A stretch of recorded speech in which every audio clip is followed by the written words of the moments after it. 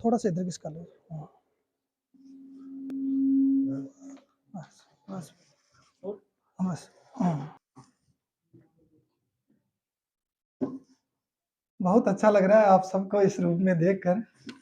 आज के इस कार्यक्रम में छोटा सा कार्यक्रम हर बार हम करते थे, उस वस्त्र बैंक बना रखा उसी के अंदर करते थे। मेरे मन में विचार आया कि हम थोड़ा ग्रो करें, अपग्रेड हों, तो अब की बार यहाँ किया और कुछ लोगों को बुलाएं और थोड़ा बड़ा करने की कोशिश करें। और मन प्रसन्न हो रहा है कि आप सब इतने फुल हॉल के अंदर बैठे हैं, आप इतने उपस्थित हुए, उस समय निकाल के आए हो। आज के इस छोटे से कार्यक्रम में हमारे मुख्य अतिथि BL जाटव साहब महान व्यक्तित्व के धनी हैं, और ये समझो कि हम तो काम करने वाले हैं, आशीर्वाद इन्हीं का, संस्था इन्हीं की है, यही चला रहे हैं। ये हमारे को गाइड करते रहते हैं कि माल्या जी इस तरीके से करो, ये करो, हमेशा पीठ थपथपा रहे हैं, बहुत अच्छा काम कर रहे हैं।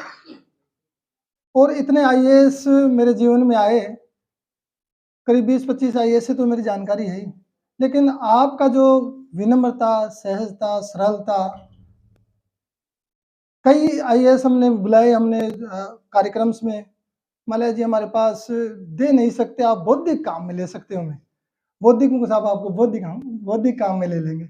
लेकिन जाटव साहब एक ऐसी शख्सियत है, पूरा राजस्थान इनको जानता है, वंचित वर्ग के लिए, पीड़ित वर्ग के लिए निरंतर काम करते रहते हैं। और ऐसा नहीं है भाषण ही देते हैं, ये योगदान भी करते हैं, और समर्पण संस्था में तो बहुत बड़ा योगदान देते हैं। हर कार्यक्रम में बिल्डिंग बन रही है, बिल्डिंग में बहुत बड़ा योगदान है। तो आज के इस कार्यक्रम में सर बहुत स्वागत है आपका, बहुत अभिनंदन है, जोरदार तालियों से आपका स्वागत। हमारे बीच में आज मोहनलाल बारूपाल साहब पधारे हैं। आप सेवानिवृत्त अधीक्षण अभियंता हैं, ग्रामीण विकास एवं पंचायत राज राजस्थान से। पहली बार साहब से मैं मिला हूँ, मुलाकात आज ही हुई है, लेकिन नाम पहले से सुना हुआ था मोहनलाल बारूपाल साहब का। जब मैं बारूपाल साहब, जो उदयचंद बारूपाल साहब, जज साहब साथ थे, तो आपकी चर्चाएं उस समय चलती थी, लेकिन कभी मुलाकात नहीं हो पाई। फिर आप जो हमारे सचिव महोदय हैं खंडेलवाल साहब, इन्होंने कहा कि साहब अब की बार मोहनलाल बारूपाल साहब को बुलाते। मैं उस समय तो पहचाना नहीं था, फिर जब इन्होंने नंबर दिए तो मैंने उसमें देखा तो मेरे कॉन्टैक्ट लिस्ट में पहले से ही था, उनको ये तो वो वाले मोहनलाल बारूपाल साहब हैं। तो जब इनसे प्रार्थना की साहब आप इस कार्यक्रम में आओ और अध्यक्षता करो, हमारी प्रार्थना को आपने स्वीकार किया। पहली बार आज समर्पण संस्था के कार्यक्रम में आए हैं, बहुत बहुत स्वागत और बहुत बहुत अभिनंदन सर। आज हमारे बीच में ज्योति कुमार माहेश्वरी साहब हैं। ज्योति कुमार माहेश्वरी जी जयपुर के वरिष्ठ समाज सेवी हैं, जाना पहचाना नाम है। आप चेयरमैन हैं इस्कॉन टेम्पल के, और ऐसी शख्सियतें, महान शख्सियत हैं, महान व्यक्तित्व के आप धनी हैं। समर्पण का भाव आपके जीवन में रोम रोम में भरा हुआ है। अब मैं ये अनाउंस करना चाह रहा हूँ कि 2025 की शुभ बेला पर सबसे पहले साहब का उस बिल्डिंग के लिए योगदान आया 2 लाख रुपए का, इसलिए आप सबसे जोरदार ताली से आपका स्वागत है। और इससे पहले 5 लाख रुपए बिल्डिंग के लिए दे चुके हैं, 7 लाख रुपए का योगदान अब तक का हो गया है। मैं जब वो जो बिल्डिंग चल रही थी, कार्यक्रम हाइट आ गई, ऊपर की छत डल गई, मैं सोच रहा था कि ये किस तरीके से पूरी होगी। फिर मैं प्रार्थना करता था प्रभु आप ही करवाओगे, परमात्मा ही करवाएगा इस काम को, और मेरे लिए तो आप परमात्मा से कम नहीं है सर, ये संस्था के लिए भी परमात्मा से कम नहीं है। अब पूरा जोश आ गया कि ये बिल्डिंग हम पूरी कर लेंगे, क्योंकि आप का आशीर्वाद, बहुत बड़ा आशीर्वाद हमें मिला है। और उसके बाद मैं तो क्या है कि जब भी ऐसा नहीं है आपने 2 लाख दिए तो आपके लिए प्रार्थना, कोई 2100 रुपये भी देता है तो मैं ईश्वर से प्रार्थना जरूर करता हूँ उनके लिए कि प्रभु कृपा करना, इन्होंने ये आपका काम कर रहे हैं, आप इनको तन से स्वस्थ रखना, मन से निर्मल रखना, धन की इनके पास कोई कमी नहीं हो, क्योंकि ये आपका काम कर रहे हैं, परमार्थ के लिए अपने धन को समर्पित कर रहे हैं। तो ये मैं सभी के लिए प्रार्थना करता हूँ। तो सर आज के कार्यक्रम में जब साहब से पूरी लिस्ट बन चुकी थी गेस्ट की, सबसे लास्ट में एक दिन पहले, कल ही तो परसों बात की थी मैंने, जब इन्होंने जो डोनेशन दिया था, सर प्रोग्राम में आना है। ठीक है माल्या जी कितने बजे का? 3 बजे का, फिर आ जाऊंगा। जीवन में सहज और सरलता देके मैं इसलिए बात बताता हूँ कि हमारे को बहुत कुछ सीखना चाहिए, जो प्रेरणा ऐसे लोगों से हमें मिलती है। उनको सर वो गेस्ट लिस्ट में नाम नहीं है, मैं जुड़वा देता हूँ। नहीं, जरूरत नहीं है, मैं आ जाऊँगा, ऐसे ही आ जाऊँगा, कोई दिक्कत नहीं है। इतने बड़े व्यक्तित्व हो के ये है आपके महानता के लक्षण है। और मैंने फिर तुरंत आपका नाम जुड़वाया, आज समय निकाल कर आप उपस्थित हुए। फिर आपने कहा मलय जी मैं 4:30 बजे डॉक्टर के कहीं जाना है। मैं कहा आप तो हमारे सिर पे हाथ रख देना, बस हमारा कल्याण हो जाएगा, इतना ही बहुत है। आप आ जाओगे, उसी में उत्साह बढ़ जाएगा। आप पधारे, समय निकाल कर, बहुत बहुत स्वागत और बहुत बहुत अभिनंदन सर। आप हमारे बीच में प्रमोद चौड़िया जैन साहब हैं। प्रमोद चौड़िया जैन साहब संस्था के प्रधान मुख्य संरक्षक और उसके भी ऊपर प्रधान मुख्य संरक्षक, ये संस्था के प्रधान है। और अभी जब स्वागत हो रहा था तो साहब ने भी इस नववर्ष की शुरुआत में 31,000 रुपए का योगदान देने का अभी कोई बोल के गए, तो जोरदार ताली से स्वागत करें। बिल्डिंग के अंदर भी आपका बहुत बड़ा योगदान है, संस्था के हर कार्यक्रम में भी आप योगदान देते हैं। ऐसा नहीं है समर्पण संस्था में देते हैं, ये मानव मिलन संस्थान के संस्थापक अध्यक्ष हैं, इनकी अपनी एक संस्था चलती है और दूसरी संस्थाओं को आप योगदान बांटने का काम कर रहे हैं आप, तो बहुत बहुत स्वागत और बहुत बहुत अभिनंदन सर आपका। हमारे बीच में योगाचार्य योगी मनीष विजयवर्गीय साहब हैं, बहुत ही बेहतरीन व्यक्तित्व के धनी हैं, आध्यात्मिक चेतना समाज में जागृत कर रहे हैं। इनकी अपनी अब संस्था भी इन्होंने बनाई है और उसमें आध्यात्मिक चेतना के लिए काम करते रहते हैं। और योगासन और ढाकाराम जी के साथ जुड़ के आपने बहुत काम किया है। तो योग के लिए तो आप कर ही रहे हैं, इसके लिए साथ साथ आप आध्यात्मिकता में काम कर रहे हैं। मैंने जब प्रार्थना की मनीष जी आपको पधारना है, ठीक है मैं जरूर पधारूंगा। आप उपस्थित हुए, बहुत बहुत स्वागत और बहुत बहुत अभिनंदन आप। हमारे बीच में सतीश शर्मा साहब हैं, डॉक्टर सतीश शर्मा जी। सतीश शर्मा जी निदेशक हैं ग्लोबल फाउंडेशन के, और मेरा और इनका रिश्ता अभी तो क्लाइंट का और उसका है कि इनका मकान में बना रहा हूँ। तो जब साहब की एक तरह की विचारधारा आपस में मिल जाती है ना, मैंने निवेदन किया तो सर ये संस्था है कि आप बहुत अच्छा काम करते हैं। मुझे अच्छा काम तो तब होगा जब इस कार्यक्रम में आप पधारोगे। मेरी प्रार्थना को आपने स्वीकार किया, बहुत कीमती समय में समय निकाल कर पहुंचे, बहुत बहुत स्वागत और बहुत बहुत अभिनंदन। हमारे बीच में अपर्णा वाजपेयी जी आएंगे, ये भी थोड़ी देर में उपस्थित। उनका फोन आ गया था कि मैं थोड़ी लेट हो जाऊंगी, तो अभी उपस्थित होंगी। वो भी सिंगर हैं और जयपुर का जाना माना नाम है, थोड़ी देर में शायद हमारे बीच में उपस्थित हो जाएंगी। हमारे बीच में है श्री मयंक कुमार शर्मा साहब। मयंक जी अर्बोर कंसल्टेंट आर्किटेक्ट हैं और जयपुर के जाने माने आर्किटेक्ट हैं। जितनी भी जो रजिस्ट्रेशन हैं, जो गवर्नमेंट के अप्रूव्ड आर्किटेक्ट होते हैं, वो आप अप्रूव्ड हैं। बिल्डिंग के जो भी नक्शे वगैरह डिजाइन फाइनल करते हैं, अप्रूव करते हैं, आपका ये काम है। तो आपसे मैंने प्रार्थना की मुसरी प्रोग्राम में पधारना। पहले भी आप एक कार्यक्रम में आए थे, तो आपने मेरी प्रार्थना को स्वीकार किया, पहुंचे, बहुत स्वागत, बहुत अभिनंदन आपका। हमारे बीच में हरज्ञान सिंह जी हैं, मेरे मित्र भी हैं और ये गुरु भाई भी हैं। हरज्ञान सिंह जी राष्ट्रीय महासचिव हैं शराबबंदी आंदोलन के, और समर्पण जो संत निरंकारी मिशन, उसमें भी आप सेवा करते हैं। मच्छ की पीपड़ी जो ब्रांच है उसके आप मुखी हैं और निरंतर मानवता के लिए काम करते रहते हैं। आपसे प्रार्थना की, पधारना कार्यक्रम में आपने मेरी प्रार्थना को स्वीकार किया, उपस्थित हुए, बहुत बहुत स्वागत, बहुत बहुत अभिनंदन। हमारे बीच में राजेंद्र कुमार बबेरवाल साहब हैं, आप सेवानिवृत्त प्रबंधक हैं SBI से। मैं मिला हूँ साहब से भी पहली बार आज ही, फोन पे बातचीत जरूर होती रहती थी। पिछले कार्यक्रम में आप आने वाले थे, और पिछले जब कार्यक्रम में आपने जब 5,000 रुपए का कार्यक्रम के लिए योगदान दिया, तो उस समय मैंने प्रार्थना की थी सर प्रोग्राम में आना, लेकिन आप ये पधारे नहीं थे। फिर मेरे दिमाग में थी नेक्स्ट कार्यक्रम में बुलाएंगे, और मैंने प्रार्थना की, मेरी प्रार्थना को स्वीकार किया, आज पहुंचे, बहुत स्वागत और बहुत अभिनंदन। हमारे बीच में जगदीश रमन जी हैं।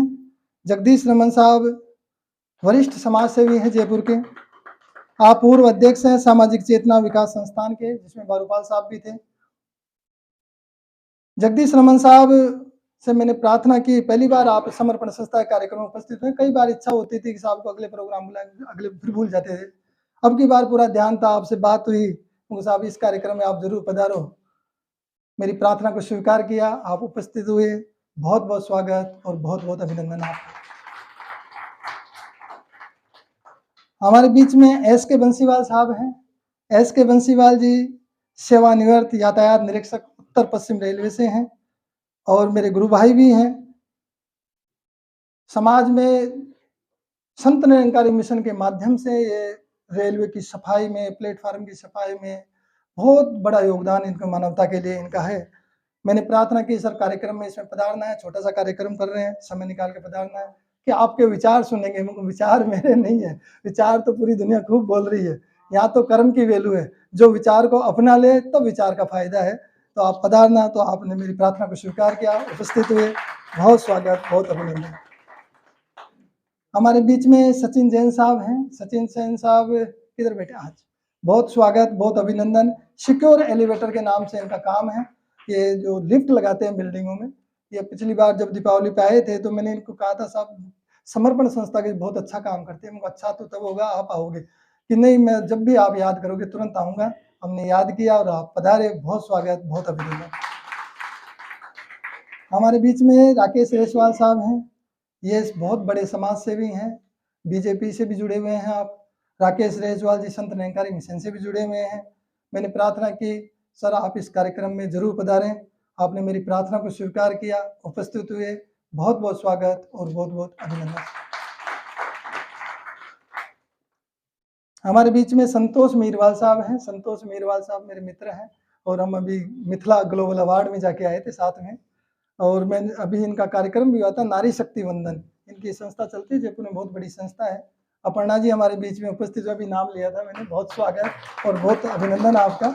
आप सिंगर हैं और आस्तिका एंटरटेनमेंट की आप निदेशक हैं। आप इस सीट पे आ जाए मैडम। सॉरी, किसी का जन्मदिन था। नहीं कोई दिक्कत नहीं, आप पहुंच। साहब राष्ट्रीय संयोजक हैं वुमन पावर सोशल फाउंडेशन के। मैंने प्रार्थना की, आपने मेरी प्रार्थना को स्वीकार किया, उपस्थित थे, बहुत स्वागत और बहुत अभिनंदन आपका। हमारे बीच में सुनील कुमार चतुर्वेदी साहब हैं। पहली बार साहब से मैं मिला हूँ, हमारे खंडेलवाल साहब के मित्र हैं और आप ब्रांच हैं राजस्थान सिम्फनी लिमिटेड के। आपसे प्रार्थना की, आपने प्रार्थना को स्वीकार किया, उपस्थित हुए, बहुत स्वागत, बहुत अभिनंदन। हमारे बीच में राजीव कुमार जैन साहब भी आने वाले थे, उपस्थित नहीं हुए हैं। मदन लाल वर्मा जी तो हमेशा हमारे परिवार के सदस्य हैं, वो भी आने वाले थे, वो भी उपस्थित नहीं हुए। श्री कमलेश बैरवा जी हमारे बीच में हैं। आप सिविल कॉन्ट्रैक्टर हैं, निरंकारी कंस्ट्रक्शंस के नाम से बहुत बड़ा काम है आपका। विथ मेटेरियल भी कॉन्ट्रैक्ट लेते हैं, लेबर में भी कॉन्ट्रैक्ट लेते हैं, जयपुर का जाना माना नाम है और संस्था में पूरा इनका योगदान रहता है। हर कार्यक्रम में इनसे मांग के भी कहते थे तो कुछ योगदान करो, स्वीकार। तो हमेशा ये समर्पण संस्था में समर्पित रूप से ये जुड़े हुए हैं और जब भी प्रार्थना करते हैं उपस्थित होते हैं। हमने प्रार्थना की, प्रार्थना को स्वीकार किया, बहुत बहुत स्वागत, बहुत बहुत अभिनंदन आपका। हमारे बीच में रामजीलाल बैरवा साहब हैं। रामजीलाल बैरवा जी सिविल कॉन्ट्रैक्टर हैं, संत निरंकारी मिशन के साथ आप जुड़े हुए हैं और पहली बार शायद इसमें समर्पण संस्था के पहले कार्यक्रम में आप आए हो। मैंने कई बार प्रार्थना सोचता था बुलाऊंगा, अब की बार जब कोई कार्यक्रम में हम मिले सत्संग के कार्यक्रम में तो आपसे प्रार्थना की कि आपको पधारना कि मैं जरूर आऊँगा। आप उपस्थित हुए, बहुत स्वागत, बहुत अभिनंदन आपका। राम प्रसाद लोधिया जी हमारे बीच में आने वाले थे, अभी शायद आ जाए हैं, अभी आप पहुंचे नहीं है। हमारे बीच में श्रीमती किरण संधू जी हैं। किरण संधू जी अलग चेहरा लग रहा है सबसे, आप हमारे लिए तो फौरदर ही हैं। फॉर्मर डायरेक्टर स्कूल्स में थी रही हैं आप यूएसए में, और जानकारी हमारी आर्किटेक्ट और उसके माध्यम से हुई कोई नक्शे के मामले में। उसके बाद जब व्हाट्सएप और उस पर चली तो आप संस्था की गतिविधियां देखती रहती हैं, अप्रिशिएट करती हैं। मैंने कई बार सोचा कि मैडम को बुलाएंगे, अब की बार मैंने प्रार्थना की कि माले जी सर्दी तेज है, मैं निवारू रोड रहती हूँ, पता नहीं आऊँगी नहीं आऊँगी, लेकिन आप पहुँच गए, टाइम से पहुँच गए, बहुत बहुत स्वागत, बहुत बहुत अभिनंदन आप। जी जी। हमारे बीच में कर्नल शिशुपाल सिंह पंवार साहब हैं। कर्नल शिशुपाल सिंह पंवार साहब हमारे बीच में उपस्थित हैं। आप अध्यक्ष हैं जेनेसिस रेजिडेंट वेलफेयर सोसाइटी के। जेनेसिस जो सोसाइटी है उसमें मेरा भी फ्लैट है और आप अध्यक्ष हैं उसके। मिला पहली बार हूँ और व्हाट्सएप पर उस पर बात चलती रहती थी आपसे। मैं और इनके मैडम है श्रीमती प्रवीण सिंह राठौड़ जी, आप उपाध्यक्ष है जेनेसिस रेजिडेंट वेलफेयर सोसाइटी की। आपसे मेरी मुलाकात होती रहती थी। मैंने आपसे निवेदन किया कि आपके कार्यक्रम में आप जरूर पधारें, आपने मेरी प्रार्थना को स्वीकार किया। कर्नल साहब और आप दोनों पधारे, बहुत बहुत स्वागत दोनों का। आज ये कार्यक्रम। हमारे बीच में शंकर लाल भैरवा साहब हैं। शंकर लाल भैरवा साहब ये MDRT USA, मैं शायद इसकी फुल फॉर्म नहीं समझ पाया हूँ, लेकिन जीवन बीमा निगम के अधिकारी हैं और बहुत बड़े अधिकारी हैं। जो मैंने प्रार्थना की, जो हमारे रामजीलाल जी और कमलेश जी के मित्र हैं, कि साहब आप पधारना कार्यक्रम में, मेरी प्रार्थना को स्वीकार किया। आप भी पहली बार कार्यक्रम में आए हैं समर्पण संस्था के, बहुत बहुत स्वागत और बहुत बहुत अभिनंदन सर आपका। हमारे बीच में लेखिका सरिता शर्मा जी भी आने वाली थी, शायद थोड़ी देर में उपस्थित हैं। सर तो 5 मिनट और जल्दी।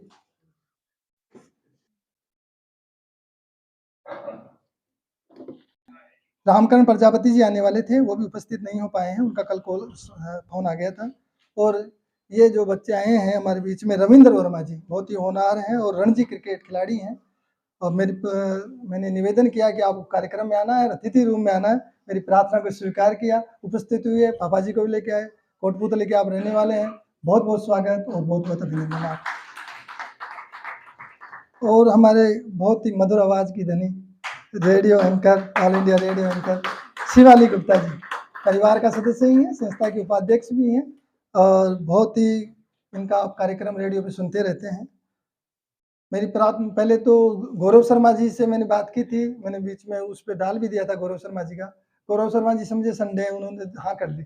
बाद में उनको पता पड़ा कि मैं उनके ऑफिस में कोई ऑडिट वगैरह का काम था और कि माले जी मैं नहीं आ पाऊंगा। मैंने आपसे प्रार्थना की, मेरी प्रार्थना को आपने स्वीकार कर लिया कि कोई नहीं, अपन तो घर के हैं, अपन जरूर आएंगे। तो आप ये पूरा जिम्मा आप मन संचालन का संभाल रही हैं, बहुत बहुत स्वागत और बहुत बहुत अभिनंदन आपका। और आप उपस्थित सभी संस्था के कार्यकारिणी मेंबर, कई साथी जो ऑडियंस के रूम में बैठे हैं, जो पहली बार मेरे को चेहरे दिख रहे हैं, काफ़ी लोग पहली बार भी आए हैं, सभी का बहुत बहुत स्वागत अभिनंदन है। आज ये बेटी कोच्चि से आई है रूबी, तो ये केरला से, तो इनका कोई NGO संबंधित काम था, तो ये भी उपस्थित हो गई आज के कार्यक्रम में। आपका भी बहुत स्वागत।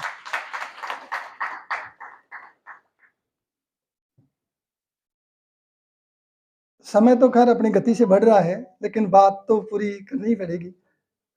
आज मीटिंग के साथ में हमने जो बैलेंस्ड लाइफ की बात की है, इस पे मैं थोड़ा सा व्याख्यान मैंने तैयार किया है। पिछली बार भी 2 जनवरी को ही हमने जो ये मीटिंग और व्याख्यान रखा था, और उसका पिछली बार सब्जेक्ट था मन का विज्ञान। बहुत गंभीर सब्जेक्ट था, कई लोगों के ऊपर से भी निकल गई बातें, लेकिन बहुत सारी उसमें साथ मैंने जीवन प्रबंधन और जोड़ा था, वो मन का विज्ञान और जीवन प्रबंधन। तो वो बहुत गंभीर विषय को लेके हमने बात की थी। और जब शुरुआत साल की होती है, तो मैंने उस समय भी कहा था, उससे पिछली बार भी कहा था, कि हमें 365 पन्नों की एक डायरी मिलती है। अब 365 पन्नों की डायरी में आप डेली एक पन्ना है हमारे पास, उसमें हम क्या लिखते हैं ये हमारे ऊपर निर्भर करता है।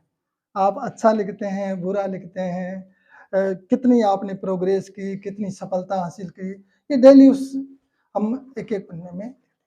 अब एनालिसिस की बात है कि पूरी साल गुजर गई, मैंने तो एनालिसिस की है, आपने की नहीं की हो, आपको भी करनी चाहिए। आप एनालिसिस करें कि पिछली बार जो 365 पन्ने मिले थे, हमने किस तरीके से उन पन्नों में क्या क्या लिखा। और मैं जब खोल के उस डायरी को देखता हूँ तो आनंद से अभिभूत हो जाता हूँ कि मैंने बहुत कुछ इतना अच्छा लिखा कि अपने आप को गौरवान्वित महसूस कर रहा हूँ कि उसमें, क्योंकि आप रील्स देख रहे थे, पूरे साल के कार्यक्रम देखे और निरंतर लगे रहते हैं कार्यक्रम में और आनंद के साथ। ऐसा नहीं है उसमें कुछ, जब मन की ट्यून जो है समय के साथ जुड़ जाती है, जितने भी आप सफल व्यक्तियों को देख लो, मैंने इतनी बायोग्राफीज पढ़ी है, जब आप बिल गेट्स से लेके, एडिसन से लेके, राइट वर्दर से लेके, किसी की भी पढ़ लीजिए, जिन्होंने अपने काम को पूरे मन का जॉइंट समय के साथ कर दिया, ट्यून कर दिया, वो सफल हुए। सफलता के पीछे जो भागे हैं वो कोई सफल नहीं हुए। एक बार एक एनालिसिस की गई 2000 लोगों की, जब पढ़ाई करके MBA करके वो सफल काम करने के लिए निकले, तो उनकी लिस्ट तैयार की गई और लिस्ट तैयार करके और उनकी पूरी बाद में 7-8 साल बाद में फिर वापस, ये बाहर ज़्यादा इस तरीके के रिसर्च होते हैं हार्वर्ड और यूनिवर्सिटीज़ में, तो बाद में फिर उन लोगों से वापस उनसे मिले, तो कितने लोग उसमें सफल हुए? तो सफल जो हुए थे उनमें से केवल 47 लोग हुए थे। जब उनसे पूछा कि आप 47 लोगों से अलग-अलग इंटरव्यूज लिए गए कि आप किस तरीके से सफल हुए, आपने क्या किया? तो उन्होंने बताया कि जो काम हमें मिला था, उस काम को हम निरंतर 100% देके आनंद के साथ करते गए। हमने सफलता के लिए उन्होंने कोई प्रयास ही नहीं किया, वो अपने काम को करते गए आनंद में। एक होता है ना, काम मुझे करना पड़ता है, मुझे ऑफिस जाना पड़ता है, संस्था मुझे ही संभालनी पड़ती है, मुझे ही सारा लिखना पड़ता है, मुझे जाना। आप कुछ नहीं कर सकते, आप सफल हो ही नहीं सकते जब तक आपके साथ पूरी ट्यून नहीं जुड़ेगी उसकी और पूरे आनंद में नहीं करेंगे, तब तक हम सफल हो ही नहीं सकते। तो 47 लोग सारे जो सफल हुए थे वो इस तरीके के लोग हुए थे, उन्होंने कभी सफलता के पीछे भागे ही नहीं। और जो भाग रहे थे हमने सफल होना है, ये कर लूँ वो कर लूँ, वो कोई भी सफल नहीं हुआ। तो जब मन की ट्यून समय के साथ जुड़ जाती है तो सफल हो जाते हैं। तो ये अब कोई बात नहीं, पिछली बार हमने एनालिसिस कर ली, पिछली बार ध्यान नहीं दिया अपन ने, लेकिन फिर वापस ब्लैंक डायरी मिली हमें, 365 पन्नों की सबको मिली हुई। अब इस 365 पन्नों की ब्लैंक डायरी में इस 2025 में हम क्या लिखते हैं, क्योंकि ये तो चांस है लिखने का, चलो पहले भूल गए, अब तो लिख सकते हैं। तो अब आप जितना अच्छा अपने लिए, अपने परिवार के लिए, समाज के लिए, राष्ट्र के लिए जितना अच्छा हो सके करें और उसमें लिखें, तभी हमारा जीवन सार्थक और अर्थपूर्ण सफल हो सकता है। तो ये तो बात मैं इस तरीके से बता रहा हूँ कि पिछली साल पिछले जो कार्यक्रम हमने किए थे इसके व्याख्यान के, उसमें मैंने क्या बात छोड़ी थी, उस बात को पूरी कर रहा हूँ। आज का हमने सब्जेक्ट लिया बैलेंस लाइफ। काफ़ी लोगों को मैसेज आया कि बहुत ही अच्छा सब्जेक्ट लिया, इसकी तो बहुत बड़ी ज़रूरत है। अभी कोई मैडम कह रही थी कि बैलेंस डाइट की बात तो सभी करते हैं, बैलेंस लाइफ की बात आप कर रहे हो, ये बहुत ज़रूरी था। तो बैलेंस्ड लाइफ बहुत अच्छा सब्जेक्ट है और आज आप यहाँ उपस्थित हैं, बहुत कुछ लेके जाओगे। आप पूरी तन्मयता के साथ सुनिए, एक-एक चीज़ को बारीकी से सुनिए, बहुत ज्ञान आप लेके जाओगे। और ज्ञान ऐसा नहीं है कि हमने लिया और पल्ला झाड़ गए यहीं, पल्ला नहीं झाड़ना है, उसको जीवन में इम्प्लीमेंट करना है। आप देखिए पूरी धरती पे 8 अरब लोग रहते हैं, 8 अरब लोग, और हर कोई किसी न किसी संस्थान से, किसी सत्संग से जुड़ा हुआ है, किसी मंदिर से जुड़ा हुआ है, मस्जिद से जुड़ा हुआ, अलग-अलग धार्मिक संस्थानों से हर इंसान कहीं न कहीं जुड़ा हुआ है। कोई भैरू जी गोमेजी जी से जुड़ा हुआ है, हर कोई जुड़ा हुआ है। आप किससे बात कर लो, इतना जुड़ने के बाद इतने प्रवचन चल रहे हैं, इतनी बातें हो रही है, अच्छी बातें हो रही है, व्हाट्सएप पे भी घूम रही है, लेकिन फिर भी एथिक्स और जो चीज़ें जीवन में क्यों नहीं आती, इस बात की आप एनालिसिस कीजिए। ये मैंने एनालिसिस की, तो मैं ऐसा नहीं है इसमें जो लिखा है, तो मैं कोई कई चीज़ें तो ऐसी हैं जो मैंने किताबों में पढ़ी, उसका जो लाइन्स लिए मैंने, लेकिन कई चीज़ें मैंने ऑब्जर्वेशन की है और उस ऑब्जर्वेशन के आधार पे मेरी बात कहूँगा। तो जो भी है, जो जितने भी प्रवचन चल रहे हैं, जितनी बातें गुरुजी कह रहे हैं, लेकिन चेले के जीवन में नहीं आ रही हो, कहीं भी आप सुन रहे हैं लेकिन हमारे जीवन में आ नहीं रही, तो उसका कारण क्या है? इस कारण पे मैंने एनालिसिस की कि जो बोल रहा है, आज मैं बोल रहा हूँ, मैं बात कर रहा हूँ सेवा की, भाई सेवा आनंद का मार्ग है, लेकिन वो बात मेरे अंदर से आएगी, मेरी फीलिंग के साथ, मेरी एनालिसिस के साथ, मेरी फीलिंग के साथ मैं वो बात बोल रहा हूँ। अब आप मेरे कहने से करोगे कि माल्या जी ने कहा कि सेवा करनी चाहिए, लेकिन मैं आप कितनी कर लो, आपके अंदर वो भाव और वो आएगा ही नहीं जब तक आप खुद की एनालिसिस नहीं करोगे। गुरुजी बोल रहे हैं, गुरुजी अपनी बात प्रवचन करते हैं, वो अपनी एनालिसिस के आधार पर करते हैं, वो अपने अंदर की बात के आधार पर करते हैं, लेकिन सुनने वाले हैं वो उनकी बात मानते हैं, भाई उन्होंने ये कहा, खुद की एनालिसिस नहीं करते। जरूरत है खुद की एनालिसिस करके, हम जब खुद की एनालिसिस करके खुद के विचार से अंदर से उत्पन्न होती है कि ये बात ये है, तब आप करते हो तो आपके जीवन में ऑटोमेटिक वो चीज सुधार आता जाता है। तो जो भी बातें हैं वो खुद के एनालिसिस के आधार पे हम जीवन में अपनाएं, ताकि वो नहीं तो आप मेरे कहने से कोई बात मानोगे, आपके असर करेगी ही नहीं। जब तक आप, मैं कहूँगा साहब मैं तो रोज आधा घंटा दौड़ता हूँ, आप भी दौड़िए, लेकिन आपके अंदर से नहीं आएगी दौड़ने की बात, तब तक आप नहीं दौड़ पाओगे। मेरे कहने से कभी दौड़ नहीं सकते, 2 दिन दौड़ोगे बैठ जाओगे। तो वो ये विचार जो है ये अंदर से आना चाहिए। तो ये जो भी इतनी सारी अच्छी बातें हो रही हैं, व्हाट्सएप पे भी अच्छी बातें हो रही हैं। सुबह उठते ही आप देखो गुड मॉर्निंग के साथ बहुत ज्ञान चल रहा है व्हाट्सएप यूनिवर्सिटी पे, और फिर आदमी पढ़ता है तुरंत फॉरवर्ड कर देता है, ये मेरे लिए नहीं उसके लिए। मतलब सुन, जितनी बातें चल रही है, लेकिन जीवन में कहीं ना कहीं बदलाव नहीं है। तो बदलाव तब आएगा जब हमारे अंदर से कोई बात आएगी। तो आज मैं अपनी बात की शुरुआत संतुलित जीवन की जो बात कर रहा हूँ, तो सबसे पहले तो मैं ये पूछना चाहता हूँ, क्योंकि सबके पास माइक है, और माइक जब तो दोनों तरफ का वार्तालाप हो जाता है तो उसका आनंद कुछ अच्छा हो जाता है। तो मैं एक चीज पूछना चाहता हूँ कि जीवन में सबसे ज्यादा कीमती क्या है? जीवन में सबसे ज्यादा कीमती क्या है? आप बता सकते हैं। आप आपसे पूछ रहा हूँ, कोई भी पूछ रहा है, माइक चालू करके बोल सकते हैं, सब सुन रहे हैं इस बात को। समय। जी, और जी, आपसी रिश्ते, हैं? खुद की खुशी, ये सबसे ज्यादा कीमती। जी, और हाँ जी, हेल्थ सबसे ज्यादा। अच्छा, खुद का कैरेक्टर, ये इन्होंने खुद का कैरेक्टर बोला है। जी, किरण जी आप क्या बोल रहे? प्रेम। जी, ये सबसे ज्यादा कीमती है। हाँ, सबने अपने अपने तरीके से अपनी एनालिसिस के हिसाब से अच्छा बताया, लेकिन मैं अपनी एनालिसिस से बताता हूँ। जो सबसे ज्यादा कीमती है वो है बच्चे का मन। बच्चे वाला मन उमंग, उत्साह, उल्लास और आनंद से परिपूर्ण। बच्चा जब खेल रहा है तो आप पीछे से लाते रहो, वो अपने आनंद में खेल रहा है। वो मन हमें पैदा होने पर ही मिला है।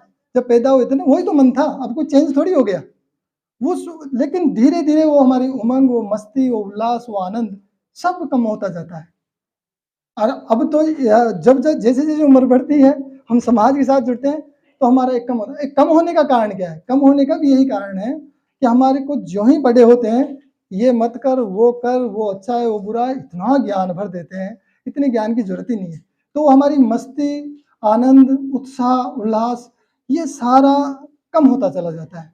तो बच्चे का जो मन है, वो मन बरकरार रहे हमेशा, ये सबसे ज्यादा कीमती है जीवन के अंदर, मेरी एनालिसिस के हिसाब से। बाकी आप लोगों ने जो कही है वो भी सारी कीमती है चीजें, लेकिन बच्चे का जो मन है, वो मन हमेशा वैसा का वैसा बरकरार रहे। तो अब मैं, हाँ जी, आप कुछ बोल जी।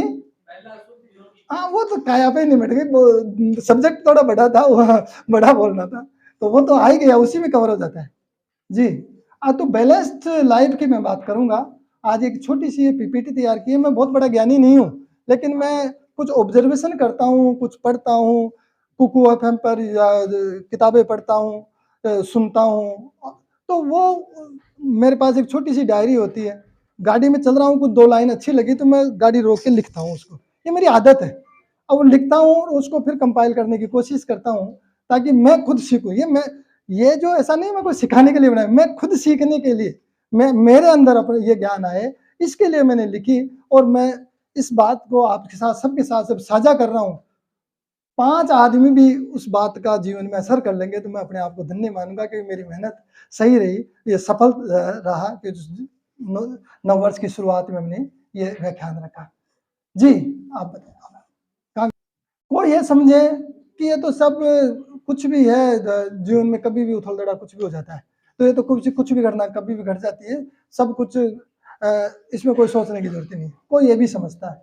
लेकिन मैं जो समझता हूँ, मेरा ऑब्जर्वेशन है, हमारा जीवन न तो कोई ऊपर से चला रहा है और न ही कोई ऐसे उथल में जी रहा है।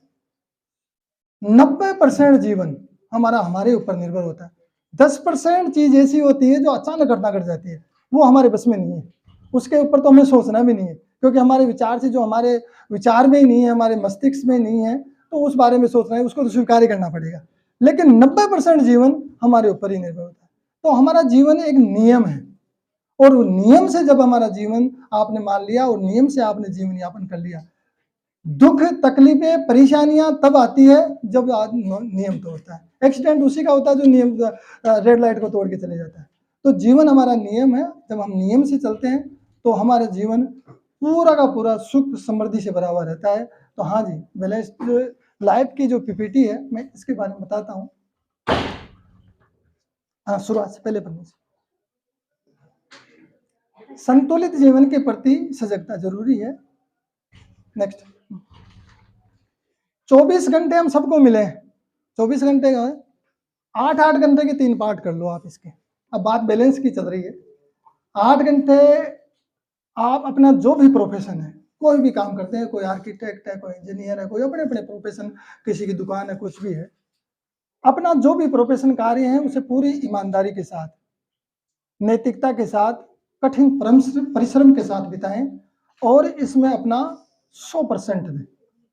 8 घंटे, 8 घंटे के अलावा दूसरे 8 घंटे नींद और आराम में बिताएं। अब बचे 8 घंटे, मैं उन 8 घंटों को मैनेज करता हूँ। जो 8 घंटे पूरे मेरे प्रोफेशन में देता हूँ। मैं इसलिए कर रहा हूँ, मैं अपनी बात इसलिए कर रहा हूँ क्योंकि जब तक मैं खुद नहीं करूँगा तो दूसरों को तो क्या सिखाऊंगा। तो मैं 8 घंटे पूरे मेरे प्रोफेशन में देता हूँ, 8 घंटे पूरा सोता हूँ। उसके अलावा 8 घंटे जो भी बचते हैं वो सारे के सारे पूरे जोश में आपको आनंद आता है, मन जिसके साथ आपका ट्यून हो रहा है वो काम उस 8 घंटे, बैलेंस वहाँ खराब हो रहा है, वो 8 घंटे सब खराब करते हैं।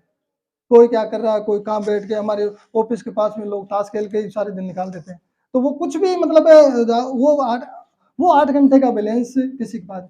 यदि उस 8 घंटे को आप वो काम करें जो आपको आनंद से भरपूर कर देता है तो आपका जीवन ऊंचाइयों की तरफ, महानता की तरफ ऑटोमेटिक जाता है। आप खुद एहसास करोगे कि मैं कहाँ पहुंच गया जब आप।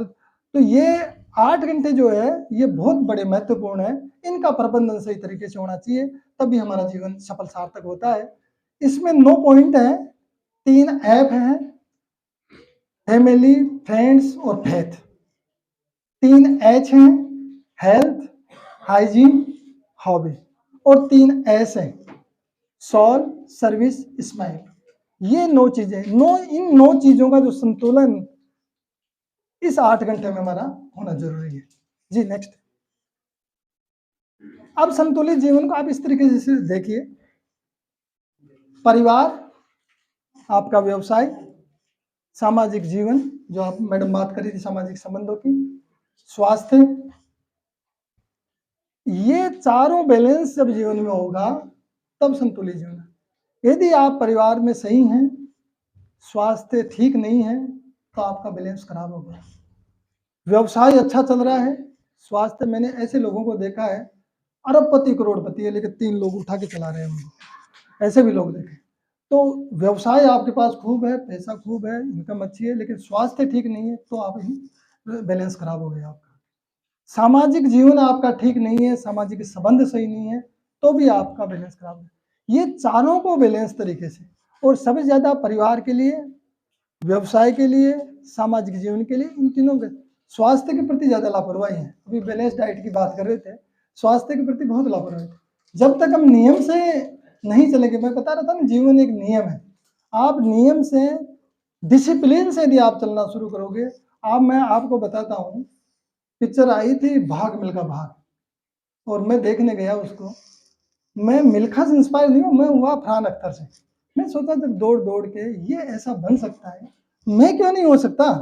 अब मैं पिक्चर देख रहा था, मेरे यूं मटका लटक, पेट बाहर आ रहा था उस समय। अब मैंने सोचा मैं कल से ही दौड़ूंगा। आप समझो दूसरे दिन पैर दर्द करने लग गए, तीसरे दिन, लेकिन मैं रुका नहीं।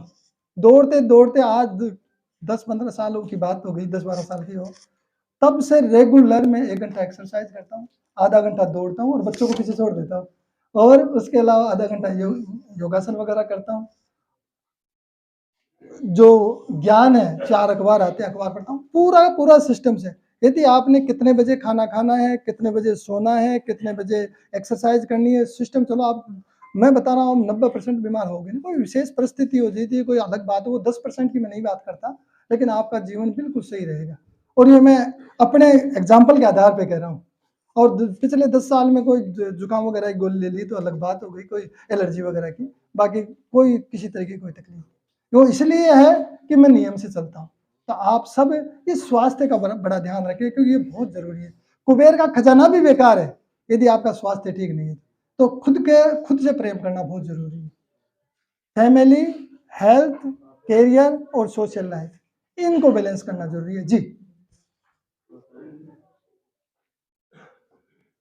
मुगल सम्राट औरंगजेब ने लास्ट में कहा था कि सारी जिंदगी फिजूल गई। फ्रांसीसी सैन्य जनरल थे नेपोलियन बोनापार्ट, उन्होंने कहा था मैंने अपनी जिंदगी में खुशी के 6 दिन भी नहीं देखे। जब हम इस दुनिया से विदा लेते हैं तो हमारे बैंक खाते में जितना पैसा बचता है, बात लाइन को आप गौर से समझना, जब हम इस दुनिया से विदा लेते हैं तो हमारे बैंक खाते में जितना पैसा बचता है वो हमारा अतिरिक्त काम है, एक्स्ट्रा काम किया आपने, वो काम आपका था ही नहीं। लेकिन आपके पास पैसा है, ज्योति माहेश्वरी जी को देखो, आप दोनों हाथों से बांट रहे, आप इतने बड़े इनकी वो गए अभी, लेकिन इतनी बड़ी फर्म थी, पूरी फर्म को लोग करके परमार्थ में, उनको पता है जीवन कितना है और उस जीवन में जो समय बचा है उस समय का पूरा आनंद लेते हैं, उस पैसे को परमार्थ में लगा रहे हैं। तो ये इतनी सोच, आदमी करोड़ों रुपए खाते उसी में छोड़ के चले जाता है अकाउंट में, ये ऐसी सोच और विचार पैदा होना बहुत बड़ी बात है। अमेरिका में ऐसे करोड़पति अरबपति क्लब हैं, मैडम तो जानती होगी अमेरिका के बारे में, मैं तो कभी गया भी नहीं, जिनके सदस्य बनने के लिए पहले प्रतिज्ञा लेनी पड़ती है कि अपनी संपत्ति का आप 80% दान करोगे। ये वो क्लब ही ऐसे हैं जिनमें मेंबरशिप लेनी पड़ती है। पैसे की असली ताकत सही मायनों में उसे दान करने में होती है। जी, ब्रायन डाइसन कोका कोला के पूर्व सीईओ, आपने स्पीच सुनी होगी उनकी, कई लोगों को हो सकता है कि ये चीजें जो मैं बोल रहा हूँ पहले सुनी हुई है। कॉर्पोरेट कैरियर में 40 साल बीतने के बाद अपने भाषण में महत्वपूर्ण बात कही थी इन्होंने कि कामकाजी घंटों में पूरी क्षमता और तल्लीनता से काम करें, घर पर समय से पहुंचे, और हम जीवन में 5 गेंदों को उछालते रहते हैं। 5 गेंद कौन कौन सी है? कामकाज से संबंधित, परिवार से संबंधित, स्वास्थ्य से संबंधित, दोस्त से संबंधित, उत्साह से। ये जो एक गेंद है जो कामकाज से संबंधित, ये गेंद रबड़ की बनी हुई है। रबड़ी गेंद को यूं डालो, उछल के फिर वापस आ जाएगी। यदि आपके हाथ से ये गेंद छूट गई तो वापस आ जाएगी।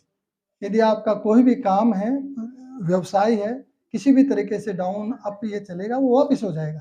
लेकिन ये 4 गेंद है, परिवार, स्वास्थ्य, दोस्त, उत्साह, ये चारों गेंद कांच की बनी हुई है, छूट गई तो टूट गई, बिखर गई। तो ये चारों गेंदों का पूरा ध्यान रखना पड़ता है।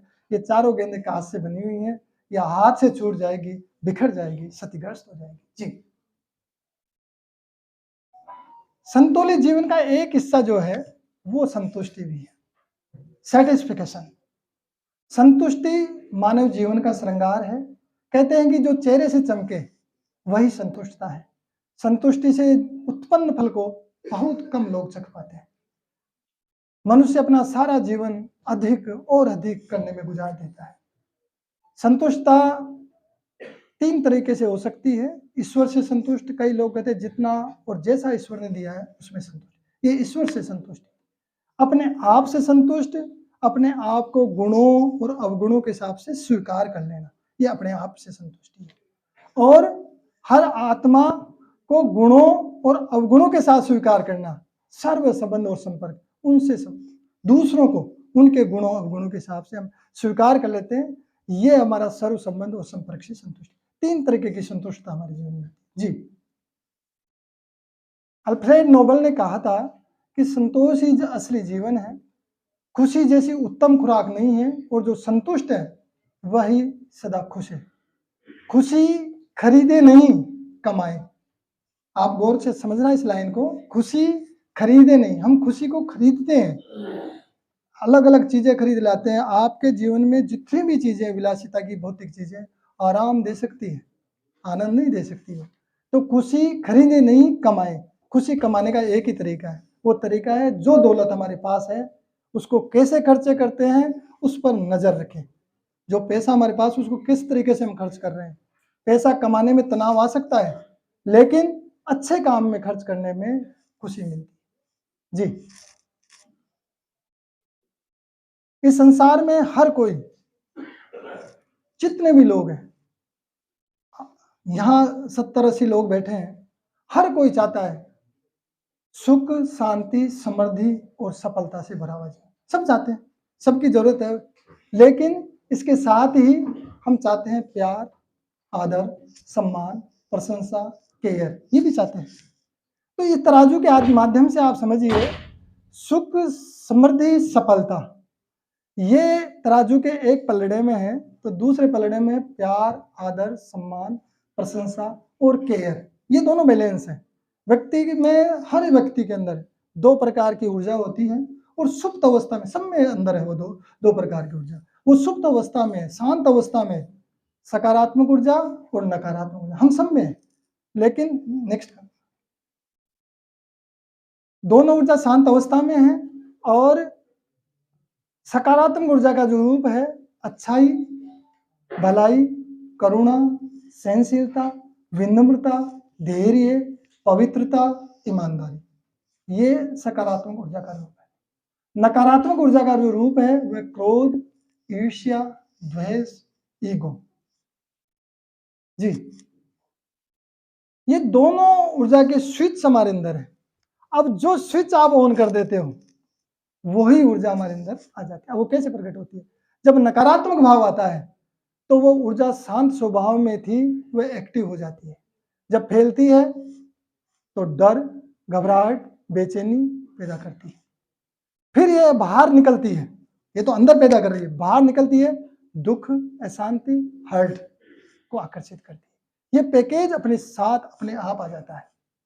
दूसरी तरफ जब सकारात्मक भाव का जो स्विच ऑन होता है तो वो भी ऊर्जा शांत स्वभाव में थी, यदि वो एक्टिव हो जाती है तो फैलती है खुशी, आनंद, उत्साह आ जाता है। ये पैकेज के रूप में अपने आप आते हैं। तो ये भाव, अरे पूरी करनी नहीं, वापस लो। ये भाव अवचेतन मन में सेट करना बहुत जरूरी है।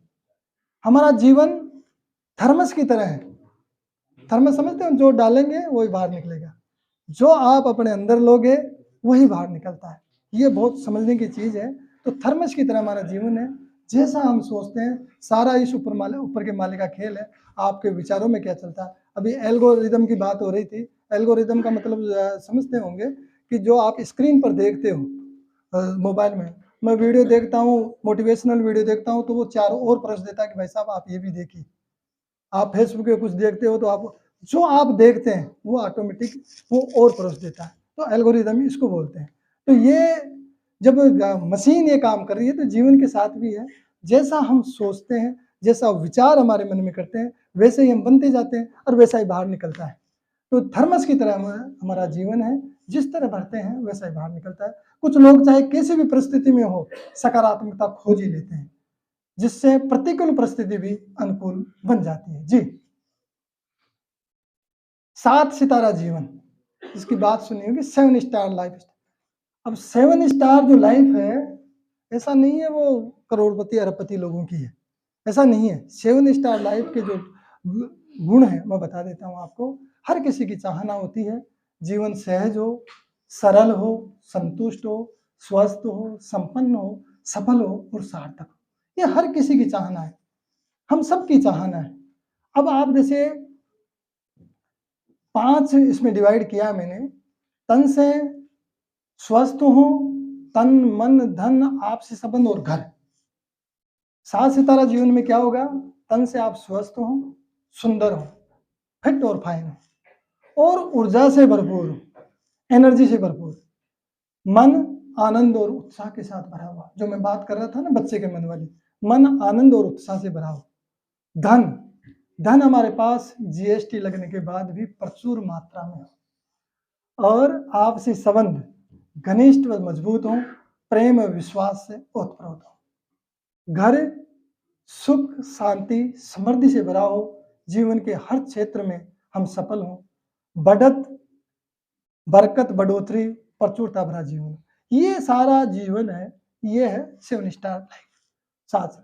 अब शास्त्रों के अनुसार हम देखते हैं कि स्वर्ग और नरक की संरचना कुछ अलग तरीके से की गई है, लेकिन ज्ञानी ध्यानी लोग उसको अलग तरीके से समझते हैं कि चारों तरफ जहाँ सुख सुविधाएं हैं, शांति है, उत्साह है, पूर्ण है, सुखों से भरा हुआ है, वो स्वर्ग है, और जहाँ कष्ट है, दुखों से भरा हुआ नरक है। वो कोई अलग से कोई ये एरिया नहीं बनाया हुआ, कोई होटल नहीं बनाई हुई, या फिर जगह नहीं बनाई जहाँ पे अपन जाते हैं। जी नेक्स्ट, ये ज्ञानी ध्यानी व्यक्तियों के अनुसार हमारे मस्तिष्क में ही वह सामर्थ्य है जो हम स्वर्ग का एहसास भी कर सकते हैं और वो नरक की अनुभूति भी करा सकता है। ये हमारे मस्तिष्क में है। तो ये जब हम अच्छाई, भलाई और करुणा से भरे होते हैं, खुश हैं, आनंदित हैं उत्साह से भरे हैं तो समझ लीजिए हम स्वर्ग में हैं। और यदि हम दूसरों के साथ बांटते हैं तो हम स्वर्ग में हैं। लोक सुखी परलोक सुहेला, इसीलिए तो कहा जाता है। जब हम क्रोध, द्वेष, ईगो से भरे रहते हैं तो कष्ट, दुख, पीड़ा भुगत रहे हैं तो समझ लीजिए आप नरक भोग रहे हैं। ये नरक स्वर्ग का इतना ही फर्क है। यदि ये आपके पास है तो आप नरक ही भोग रहे हैं, ये है तो आप स्वर्ग में हैं। तो ये बांट रहे हैं, बात यहाँ खुद भोग रहे नहीं, आप बांट क्या रहे हैं? क्रोध, द्वेष, ईगो जो है वो हमारे पास भी है, हम बांट भी रहे हैं तो भी आप नरक। तो ये बांट रहे हैं तो भी नरक पक्का है जी। ये अच्छे अफर्मेशन को हम बार बार दोहराएं। बहुत सारे अफर्मेशंस हैं, क्योंकि जो हम डालेंगे वैसे ही निकलेगा। कैसे हासिल करें सुख, शांति, उत्साह से परिपूर्ण जीवन? अच्छाई, भलाई, करुणा, इनकी दूसरों के लिए प्रार्थना करें। अच्छाई, भलाई अपने लिए तो हम कर ही नहीं, लेकिन दूसरों के लिए प्रार्थना करें। यह सुख, शांति और उत्साह से परिपूर्ण जीवन का पहली सीढ़ी, कि जो ये चीजें आप दूसरों के लिए प्रार्थना करें। मदद का हाथ बढ़ाने से हम और मजबूत हो जाते हैं। धन्यवाद करें, आदर, सम्मान, आभार को बांटते रहें। और मजबूती के लिए, इनकी मजबूती के लिए जो भी संपर्क में आए उसे आदर देना है, प्रशंसा करनी है, हमेशा प्रशंसा, दूसरों को एप्रिसिएशन देनी जी। दयालुता, काइंडनेस, अभी उदारता की बात हो रही थी, वो बात मैं बाद में करूंगा, जो मैगजीन हमारी जो आएगी इस बारी का। अर्थपूर्ण जीवन का ये भी एक बहुत बड़ा सर्वोत्तम गुण है, मीनिंगफुल लाइफ का। ये न केवल एक गुण है बल्कि एक जीवन शैली है। दयालुता एक जीवन शैली है जो न केवल रिश्तों बल्कि समाज में शांति, समझ, सकारात्मकता को बढ़ावा देती है। दयालुता एक चेन रिएक्शन की तरह होती है। जब हम किसी के प्रति दयालु होते हैं तो वह व्यक्ति भी जाने अनजाने में दूसरे के साथ ऐसा व्यवहार करने के लिए प्रेरित होता है। दयालुता की जो गतिविधियां हैं वो है मदद करने का प्रयास करें, सुनने की आदत डालें। लोग सुनाते सुनाते जाना, सुनना बहुत कम चाहते हैं। सुनने की आदत डालें, अपनाएं। धन्यवाद करें, 2 शब्द जीवन में आदमी अपना लेता है, जीवन में खुशियां खुशियां। थैंक्स और सॉरी।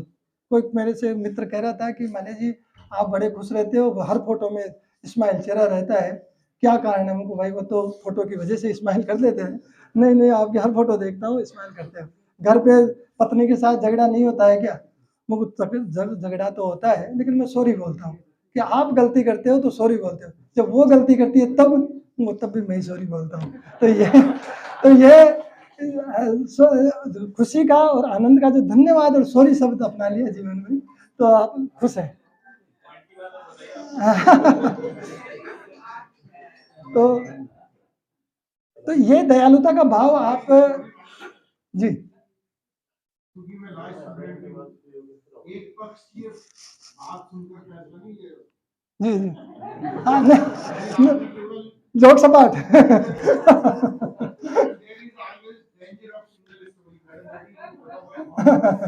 जी। तो दयालुता की बात मैं कर रहा था। एक बच्चा और उसकी माँ दोनों अकेले रहते थे, और बात कर रहा हूं मैं ईश्वर चंद्र विद्यासागर जी की। एक जो भिखारन थी उनके घर पे मांगने आई कि बेटा, वो बाहर खड़ा था बच्चा, कि बेटा मुझे कुछ खाने के लिए मिलेगा क्या, जोरों की भूख लगी। तो बच्चा माँ से जाके बोलता है कि माँ, कोई बाहर बुढ़िया आई है, वृद्ध महिला है, और मेरे को कह रही है, बेटा बोल रही है मुझे उसे खाने को कुछ दो, कि बेटा अभी तो कुछ खाने के लिए है नहीं, कुछ चावल है वो दे दो। नहीं, कि चावल से क्या बात पड़ेगी, उसका इतने से क्या होगा, आपके हाथ में जो कंगन है ना, वो उस कंगन निकाल के उसको दे दो। माँ भी इतनी उदारता की बात है ना, माँ ने कंगन निकाला कि ले जा दे दी। माँ ने वो कंगन दिया कि आप जब मैं बड़ा होऊंगा, कमाऊंगा, तो मैं आपके हाथों में उसी नाप का कंगन फिर दोबारा बनवा दूंगा। तो वो उस महिला को जो बाहर मांग रही थी वो कंगन ले जाके दे, वो बड़ी खुश होती है, उससे अपना सारा जीवन यापन बहुत अच्छा कर लेती है उस कंगन से। अब धीरे धीरे पढ़ लिख के जब बड़े हुए तो अच्छा कमाने धमाने लग गए, बहुत अच्छा कारोबार हो गया। उसके बाद माँ से बोलते कि माँ, अब मेरे को हाथ की नाप दे दो, मैं वो कंगन आपके लिए बनवाना चाहता हूँ। कि बेटा मैं अब तो बूढ़ी हो गई, अब कंगन का क्या करूँ, यदि तू कुछ करना चाहता है तो शिक्षा के लिए स्कूल बनवा, चिकित्सा के लिए अस्पताल बना, लोगों के लिए रोजगार की व्यवस्था कर, ये काम कर। और फिर उन्होंने वही किया। वो थे ईश्वर चंद्र विद्यासागर जी, बहुत महान व्यक्तित्व, परोपकारी व्यक्तित्व थे। तो ये है दयालुता, ये काइंडनेस है, जो कंगन उतार के देना कितनी बड़ी बात है। तो ये जिन बच्चों में दयालुता की गतिविधियां में भाग लिया, उनके ये जो रिसर्च होती है उनमें 30% आत्मसम्मान में सुधार देखा गया उनके में, और उनकी मेंटल हेल्थ बेहतर हुई। जी, दान और चैरिटी का जो गुण है, दान से न केवल दूसरों की मदद होती है, बल्कि ये दान देने वालों के जीवन पर भी सकारात्मक असर डालती है। जरूरतमंदों के लिए चैरिटी करने से उनके चेहरे पर तो खुशी आएगी, हम स्वयं भी संतुष्ट महसूस करते हैं। वर्ष 2014 में हार्वर्ड बिजनेस स्कूल में 2000 लोगों पर अध्ययन किया गया था, जिसमें मालूम हुआ कि जिन लोगों ने पैसे दान दिए उन्हें अधिक खुशी महसूस हुई, जबकि जिन्होंने खुद पर खर्च किया उनकी संतुष्टि का स्तर वैसा नहीं था। जिन्होंने दान दिया वो अधिक खुशी महसूस, ये रिसर्च की बात है। चैरिटी एड फाउंडेशन हर साल वर्ल्ड गिविंग इंडेक्स जारी करती है। जिन देशों में दान का स्तर अधिक है वहां सामाजिक समानता व खुशहाली अधिक पाई जाती है। जी, American journal of public health के अध्ययन के अनुसार जो लोग चैरिटी करते हैं उनमें तनाव और डिप्रेशन कम होता है। यूनिवर्सिटी ऑफ शिकागो के अनुसार जो लोग दान करते हैं या सेवाभावी कार्य करते हैं, कार्यों और सामाजिक कार्यों में भाग लेते हैं, उनके सामाजिक नेटवर्क व कनेक्शन मजबूत होते हैं। नेशनल इंस्टीट्यूट ऑफ हेल्थ के अनुसार जो लोग दूसरों की मदद करते हैं उनके मस्तिष्क में रिवार्ड सिस्टम सक्रिय हो जाता है, जिससे वे ज्यादा सकारात्मक महसूस करते हैं। ये रिसर्च की कुछ बातें थी, मैंने आपको। कृतज्ञता और ग्रेटिट्यूड, जो थैंक्स वाला भाव है, अपने जीवन के प्रति हमेशा शुक्रिया के एहसास से भरे रहे, हर पल ईश्वर का धन्यवाद करें। यह एक ऐसी रचनात्मक और सकारात्मक शक्ति है जो जीवन को बहुत प्रभावित करती है। जुलाई 2024 हेल्थ आवर वर्ल्ड में छपी एक स्टडी के अनुसार 49,275 महिलाओं से बातचीत की गई। 49,275 महिलाओं से बातचीत की गई। उनकी औसत आयु थी 79 वर्ष, लगभग एवरेज एज। शोधकर्ताओं के अनुसार जिन महिलाओं की कृतज्ञता का स्कोर ऊंचा था वे हृदय रोग सहित मृत्यु के विभिन्न कारणों से अपनी रक्षा करने में सफल रही। ये रिसर्च बता रहा। जी, जीवन को आनंदमय बनाने की एक कला का नाम है स्वीडिश आर्ट, आपने नाम सुना होगा, न्यूता। ये स्वीडिश शब्द है। न्यूता का अर्थ है खुशी। एक ऐसी कला है जो इंसान को हर छोटी छोटी बातों में खुशी और आनंद लेने के लिए प्रेरित करती है। हर छोटी छोटी चीजों, हर पल जिए, जी भर जिए, डरे कम, उम्मीद बरकरार रखें, खाएं कम, चीजों को चबाएं ज्यादा, विलाप कम करें, सांस अधिक लें, सभी चीजों से प्यार करें। खुशी बाहर कहीं नहीं है, यह हमारे भीतर है, इसे महसूस करें। जी, सुखी जीवन का फार्मूला है।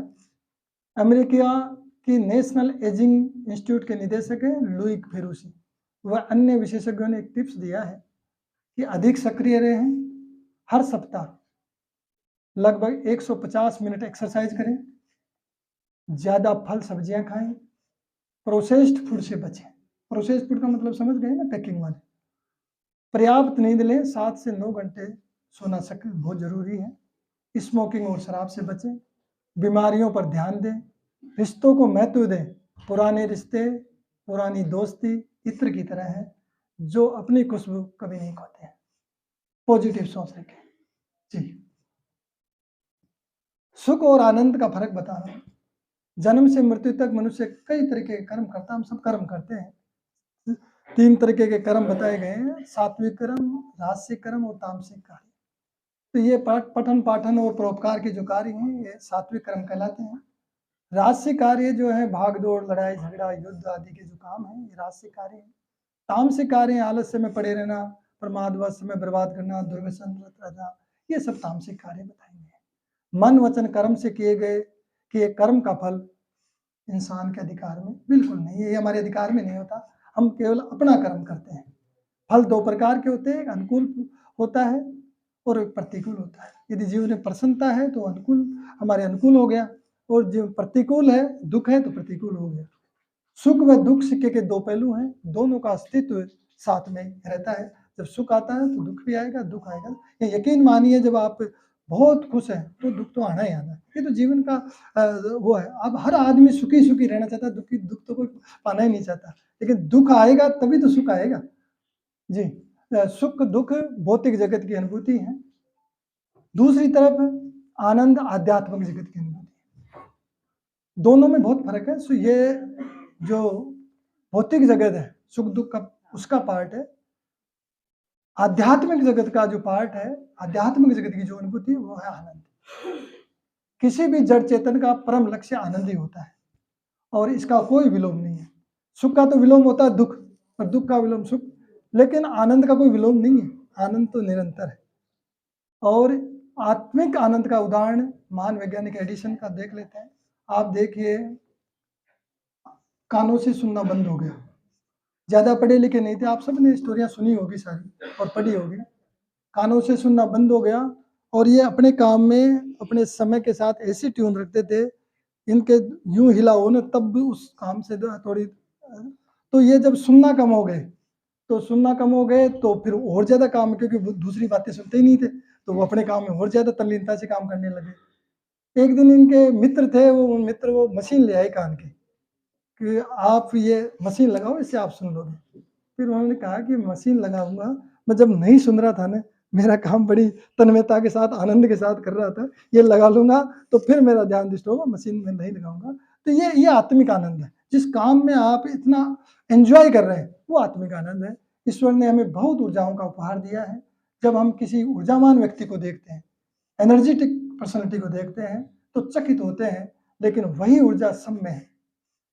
ऐसा नहीं है एक में एनर्जी ज़्यादा है, पूरा ब्रह्मांड है, वो 3 चीज़ों से चल रहा है, एनर्जी, स्पेस और टाइम। इन 3 चीज़ों से पूरा ब्रह्मांड चल रहा है, पूरा गतिमान ही उसी से। तो हम सब में सेम ऊर्जा है, सब सेम एनर्जी है। जो अपनी ऊर्जा को चैनलाइज कर लेता है, आप समझिए, जो अपनी ऊर्जा को चैनलाइज कर लेता है, वह महानता के शिखर पर पहुंच जाता है। जी,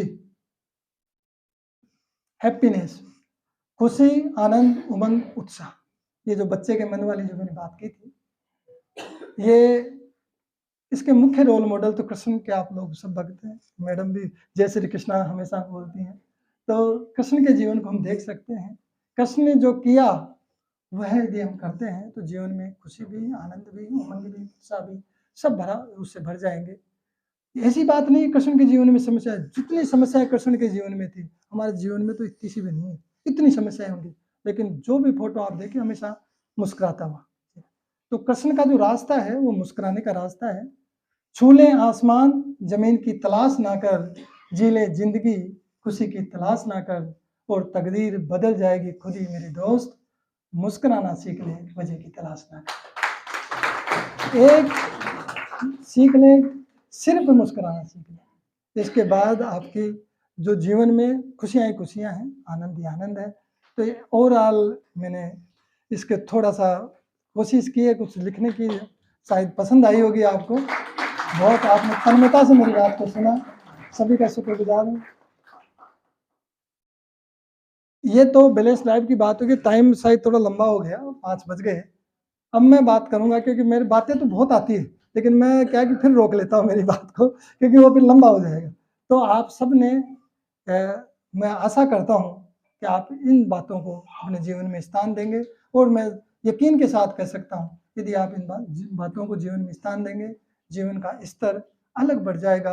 आप जो वो डायरी है, उस डायरी में अलग स्तर पे ग्रो, प्रतिदिन ग्रो करना चाहिए बढ़ने का। तो वो हम ऐसी चीज़ें पढ़ेंगे, मैं पीपीटी को ग्रुप पे भी डाल दूंगा, आप दोबारा पढ़ सकते हैं। तो इन चीज़ों को महत्व तभी है, ऐसे तो बातें बहुत हो रही है, महत्व तब है जब ये जीवन में आ जाए। तो ये जीवन में आ जाएगी तो हमारा जीवन बेहतर बेहतर महानता के शिखर पर चलता चला जाएगा, जीवन सार्थक हो जाएगा, सफल हो जाएगा, आनंदमय हो जाएगा। अब मैं बात करूंगा समर्पण संस्था की बात। समर्पण संस्था के पूरे साल के कार्यक्रम हम जनवरी की शुरुआत में एक कैलेंडर जारी करते हैं, हर साल करते हैं। इस बार भी हम कैलेंडर जारी कर रहे हैं, और कौन सी डेट को क्या कार्यक्रम होगा आप अपने शादी ब्याह स्वामणी जो भी है इन डेट से थोड़ा हटा के कर लेंगे तो ये कार्यक्रम 2024 के कार्यक्रम तो सब सफल कार्यक्रम हुए, आपने पूरी रील्स देख ली। अब हम बेहतर से बेहतर, पहला कार्यक्रम ये बेहतर हो रहा है, ये जो आनंद का विषय है, खुशी का विषय है। कितना पहला कार्यक्रम, पिछली बार तो बहुत छोटा सा किया था ये, अब की बार पहला कार्यक्रम हमारा अच्छा हुआ है। तो ये तो व्याख्यान हमारा हो गया, और व्याख्यान का मतलब ऐसा नहीं है कोई मैं ज्ञानी हूँ और कोई सिखा रहा हूँ, मैं भी सीख रहा हूँ। सीखने का मेरा अपना सीखने का मकसद होता है।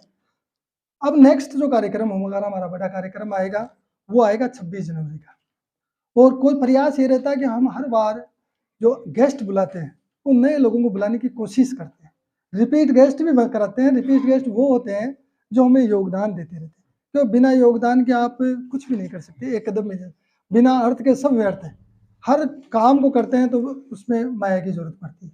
तो जिनका योगदान हमें आता रहता है संस्था में, तो हम उनको, हमारे पास तो ईश्वर से दुआएं, मैं तो दुआएं करता हूँ, और उनको मान सम्मान दे सकते हैं। हमारे पास जो स्टेज है, तो स्टेज के माध्यम से मान सम्मान दे सकते हैं। तो हम हर बार गेस्ट नए रखते हैं। और अब 26 जनवरी का कार्यक्रम मैंने लेटर वगैरह गेस्ट के बना लिए हैं, ताकि ज़्यादा से ज़्यादा लोगों तक संस्था इंट्रोड्यूस हो, और संस्था के जो बिल्डिंग बन रही है उसमें कहीं न कहीं फंड हमारे पास इकट्ठा हो।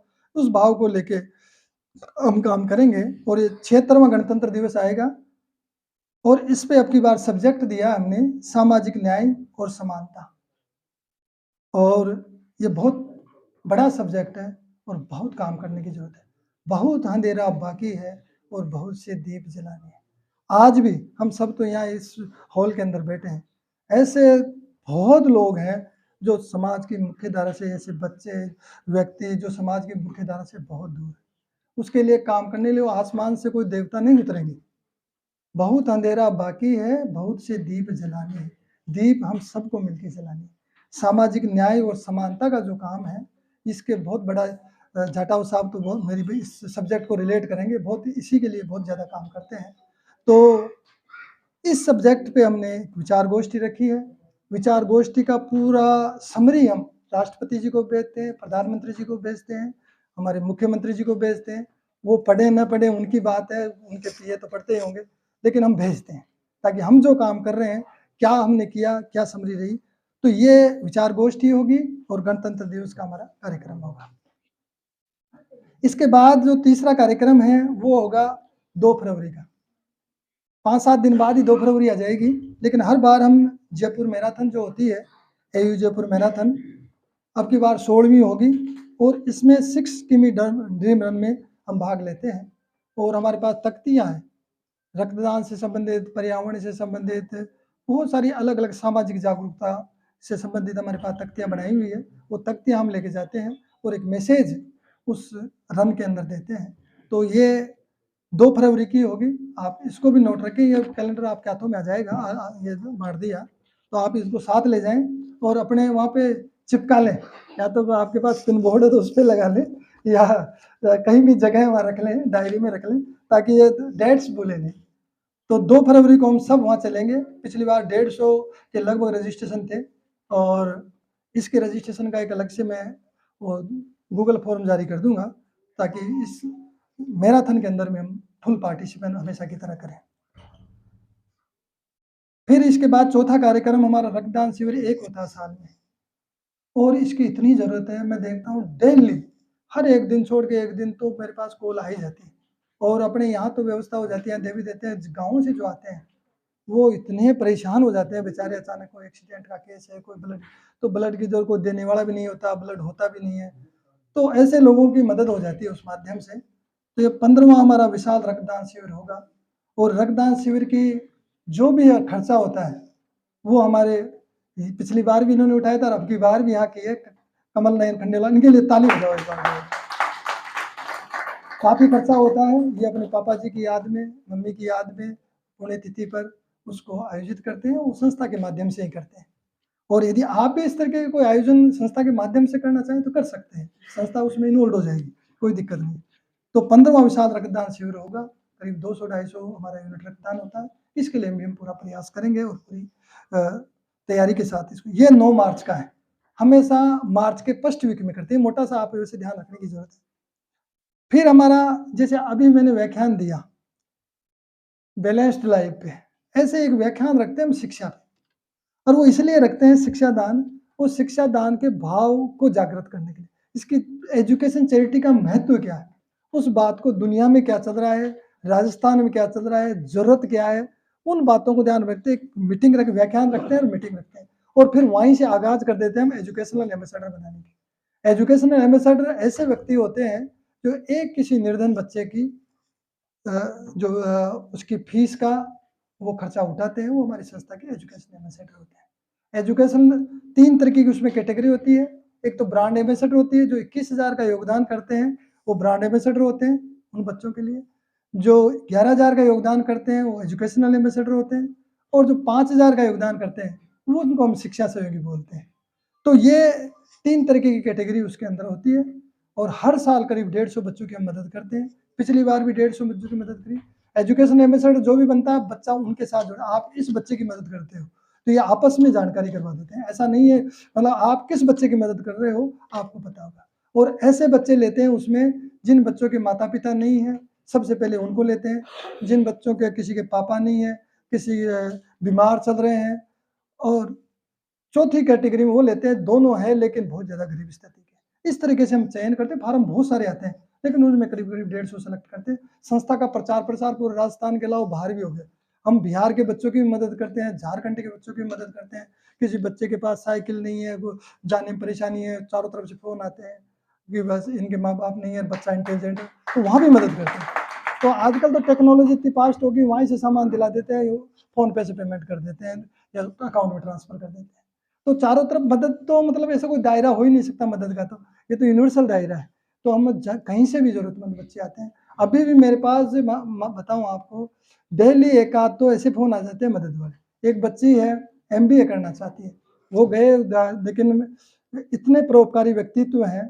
एक बच्चा वो यहाँ शायद आया हुआ होगा, मैं धर्मराज, मैंने उनको कहा, सर बच्चे को ये एजुकेशनल टूर है, वो 4-5 फीस तो दुबई की एक मैडम है वो देती है, गरीब स्थिति का बच्चा है, बड़ा परेशान है। मैंने ये निवेदन किया था, खंडेलवाल जी मेरे साथ थे, वो सर इस बच्चे की मदद करनी है और ये एजुकेशनल टूर के लिए 35,000 रुपये, कि आप अकाउंट नंबर भेजो मेरे। अकाउंट नंबर भेजे, तुरंत ही 35,000 डाल दिए। आप 35,000 बहुत बड़ी बात होती है, वो छोटी-मोटी बात नहीं होती है, किसी दूसरे के लिए, खुद के बच्चों के लोग नहीं दे पाते हैं। तो वो बच्चा, जब मैंने उसकी मदद हुई, मेरे घर आया वो, और घर आके, सर मैं गले मिलना चाहता हूँ। मैं भाई क्यों गले मिलना चाहता? ये बेटा तो गले मिलना चाहता। मैं गले मेरे क्यों ना, कि सर मदद के लिए आपने मेरी मदद की, अब मेरी चिंता दूर हो गई। मैं गाँव में बोल रहा था, बकरी बेच के 5,000 आ रहे थे वो, तो आप देखिए, फिर मैंने धन्यवाद किया ज्योति मामू भाई, उन्होंने की है मदद। देनहार कोई और है, देवत है दिन रहन, तो देने वाले तो कोई और है, तो मदद का धन्यवाद उनका करो। तो वो गए, लेकिन इतने, मैं जब भी उनको कुछ बोलता हूँ, तो बोलने से पहले ही वो तैयार हो जाते हैं करने के लिए, लेकिन ईश्वर ने दिया है। ये भी बहुत बड़ी बात है, यही तो महानता की बातें होती हैं। तो एक बच्ची एमबीए करना चाहती है, कई बार फ़ोन आ गया, पापा उसके है नहीं, 2 बच्चों की और ज़िम्मेदारी, पढ़ने में बहुत इंटेलिजेंट। अब मेरे पास चारों तरफ से फ़ोन आ जाते हैं, क्योंकि सबको पता है माल्या जी मदद करते हैं। अब माल्या जी तो सोनू सूद तो है नहीं, माल्या जी के पास तो अपनी सीमा है। लेकिन संस्था के माध्यम से लोग जुड़े हुए हैं, सोनू सूद से भी बढ़ के जुड़े हुए हैं यहाँ पे। तो उनसे मैं रिक्वेस्ट करता हूँ कि सर ये बच्ची है, इसकी मदद करो, और लोग करते हैं। तो कई, मैंने हमारे चौड़िया साहब को कई बार बोला, इन्होंने मदद की, और हमारी वो शैल सक्सेना जी हैं। तो ऐसे बच्चों की जब मदद होती है, तो अच्छा लगता है कि ये इनका जीवन बन गया। तो ये शिक्षा दान का जो कार्यक्रम, बहुत बड़ा कार्यक्रम होता है, शिक्षा दान महोत्सव। ये संस्था के जो जुलाई का फर्स्ट वीक होता है, उसमें करते हैं, और ये 11वां शिक्षा दान महोत्सव हमारा होगा। अब तक हम 872 बच्चों की मदद कर चुके हैं। मैं डिटेल में, कई को तो सब पता है, लेकिन काफ़ी लोग नए हैं, इसलिए मैं डिटेल में बता रहा हूँ ये चीज़। तो ये 11वां जो हमारा शिक्षा दान महोत्सव होगा, वो 6 जुलाई को होगा, और फिर हम वही बच्चों को तो हम समर्पण आदर्श विद्यार्थी बोलते हैं, उनको एजुकेशनल बेसिकली तरीका है काम करने का, एक सिस्टम है, उस सिस्टम के तहत एक तरीका निकाल लेते हैं, तो ज़्यादा बच्चों की मदद हो जाती है, बस ये भाव रहता है। तो ये 6 जुलाई का कार्यक्रम है। उससे पहले शिक्षा दान का महत्व की संगोष्ठी होगी, व्याख्यान होगा। व्याख्यान का मतलब उनमें वो भाव जागृत करने का है, और उसके बाद 21 जून का अंतर्राष्ट्रीय योग शिविर आता है। हमारे मनीष जी बैठे हैं, और उसको यही संभालेंगे ये संस्था के मुख्य सलाहकार हैं। योग शिविर हम एक करना चाह रहे हैं, तो वो भी हमारा 21 जून का होगा। और उसके बाद 6 जुलाई का तो हमारा ये हो ही जाएगा 11वां शिक्षादान महोत्सव। उसके बाद एक कार्यक्रम हम वृक्षारोपण का भी करते हैं, ताकि पर्यावरण के प्रति भी हमारा योगदान रहे। तो हम दिखावा नहीं करते, सब पेड़ लगाया और फोटो खिंचाई अखबार में छपवा दी। हम पूरे पार्क का नक्शा बनाते हैं, नक्शे के हिसाब से पेड़ डिसाइड करते हैं, बड़े पेड़ खरीद के लाते हैं, फिर लगाते हैं। जब तक कोई जिम्मेदारी नहीं लेता तब तक लगाते ही नहीं, भले नहीं लगाएंगे लेकिन पेड़ लगे भी तो सही। अब तक 2-3 पार्कों में लगाए, मेरे घर के सामने पार्क पूरा लहला रहा, इतने पेड़ लग गए बहुत सारे, लोग परेशान हो गए, यार पेड़ ही ज्यादा हो गए। और ऐसे ही 26 सेक्टर में हमने लगाया, वहाँ पेड़ लग गए, वो भी पूरा नक्शा डिजाइन करके लगाए। अब इसी तरीके से एक पिछली बार हमने किया वहाँ पे सिकर रोड पे। यदि आपकी नज़र में कोई ऐसा पार्क हो और उसमें पेड़ लगाना, जिम्मेदारी आप ले सकते हो कि पानी की और उसके बाद उसको संभालने की, तो ही आप उसकी जानकारी दें। तो हम ये पेड़ लगाने का कार्यक्रम एक करते हैं, तो वहाँ कर लेंगे, कहीं भी कर सकते हैं जयपुर में। इसके बाद 9वां जो कार्यक्रम होगा वो स्वतंत्रता दिवस आ जाएगा। स्वतंत्रता दिवस 15 अगस्त 2025 का शुक्रवार को आएगा अब की बार। और ध्वजारोहण के साथ ही हम एक विचार गोष्ठी हमेशा इस माध्यम से रख लेते हैं, एक सब्जेक्ट देके। इसमें सब्जेक्ट नहीं लिखा हुआ है, लेकिन इस सब्जेक्ट भी इसका डिसाइड मैंने किया था, शायद उसने प्रिंट नहीं किया। और फिर इसके बाद 10वां जो कार्यक्रम है वो है प्रेरणा दिवस है। प्रेरणा दिवस कार्यक्रम है जो बारूपाल साहब की पुण्यतिथि पर हम यहाँ आयोजित करते हैं। पिछली बार इसमें रील भी नहीं थी, क्योंकि बेटियां आई हुई नहीं थी, रील किसी ने बनाई नहीं, तो रह गई, उसमें रील बनी नहीं। तो ये प्रेरणा दिवस का पिछली बार भी हम कार्यक्रम रखे थे, और ये अभी इस कार्यक्रम को इस तरीके से जोड़ना चाहते हैं, संस्था के साथ जितने भी जो व्यक्ति हैं, जो कर्मयोगी व्यक्ति जुड़े हुए हैं, जो अब हमारे साथ नहीं हैं और दुनिया छोड़ के चले गए हैं, उन सब की याद में, चाहे कुरैशी साहब हमारे IAS साहब थे, जुड़े हुए थे, कुरैशी साहब है, बारूपाल साहब, तो ओवरऑल जो भी है उन सभी की याद में, उनके जीवन से प्रेरणा लेने के लिए हम ये प्रेरणा दिवस एक कार्यक्रम रखते हैं।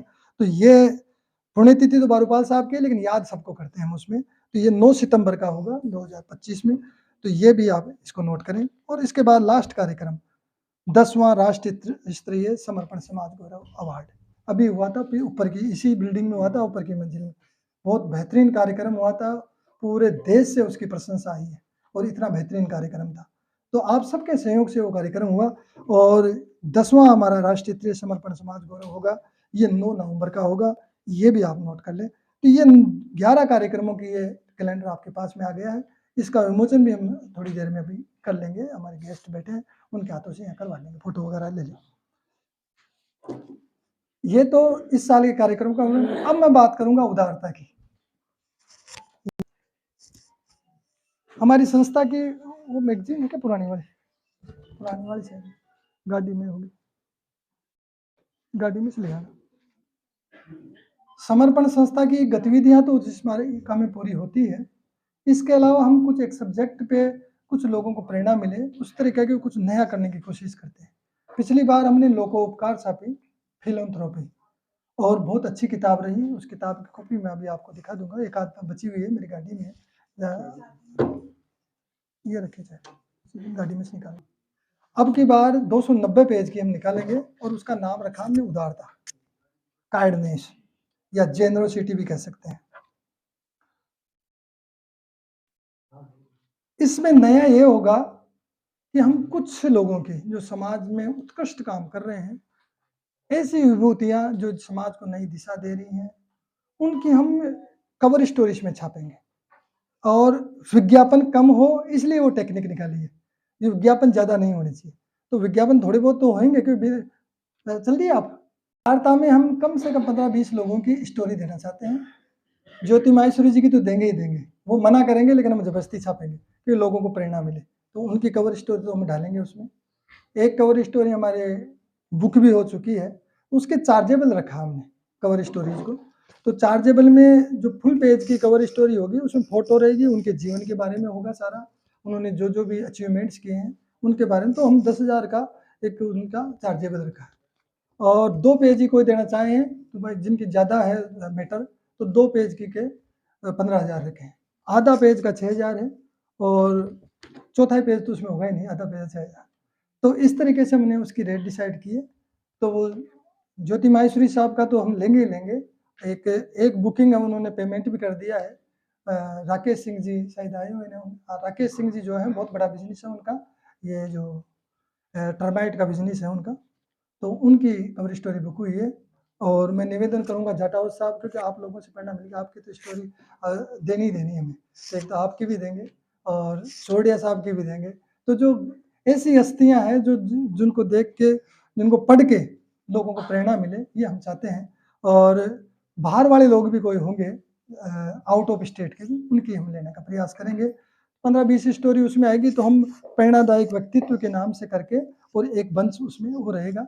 और ये किताब जो है इतनी बेहतरीन बनाएंगे, ये हर घर में लोग सहेज के रखेंगे। ये काम की चीज़ है, ये कहीं इधर उधर खो न जाए, इतनी मजबूत बनाए। थोड़ी मेहनत करनी तो पड़ेगी, लेकिन ये अच्छी बनेगी, ये मुझे पूरा विश्वास है। और इसमें विज्ञापन का जो है, विज्ञापन बैक पेज का हमने 41,000 रखा है। फर्स्ट पेज के ये जो पीछे वाला है, इसको हमने 25,000 का रखा है। इसके नीचे तीसरा पेज ज़्यादा इंपॉर्टेंट होता है, उसको 30,000 का रखा है। चौथे पेज को 20,000 रखा है। और अंदर की तरफ फुल पेज कोई देना चाहे तो वो 10-10,000 के विज्ञापन। 5 लाख के लगभग इसका खर्चा आएगा। 2,000 कॉपी सबसे पहले हम छपाएंगे। पिछली बार वाली भी हमारी 15 छपाई थी, वो पहले ही 6 महीने पहले ही खत्म हो चुकी थी, तो बड़ी कंजूसी से उनको बांट रहे थे हम लोग।